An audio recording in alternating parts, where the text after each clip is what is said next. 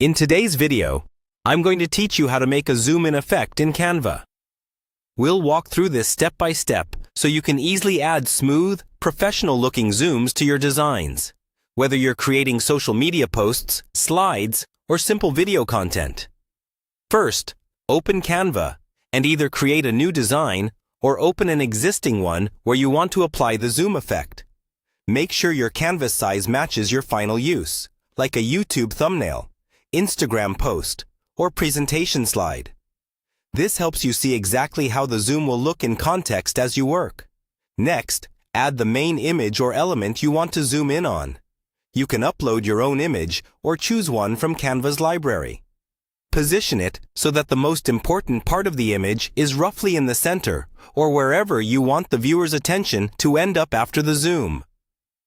If you're working with multiple elements, consider grouping them so they move together during the effect. Now, switch over to the animation options.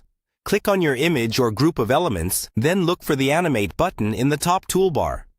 This is where Canva keeps all its motion effects. In the animation panel, you'll see different categories like page animations and element animations. For a zoom-in effect on a specific object, you'll want an element animation. Scroll through the options and look for any effect labeled zoom or similar. Select the zoom-in style.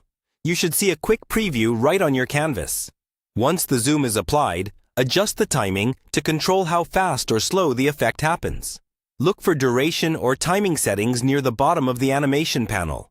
A slightly slower zoom can feel more cinematic and smooth, while a faster zoom gives a punchier, more energetic feel. If you're creating a sequence with multiple pages or scenes, make sure the duration is consistent across them so the video feels cohesive. If your design has multiple elements, think about layering your animations. For example, you might have a background image that slowly zooms in while text fades in on top. Just click each element and apply its own animation. Be careful not to overdo it.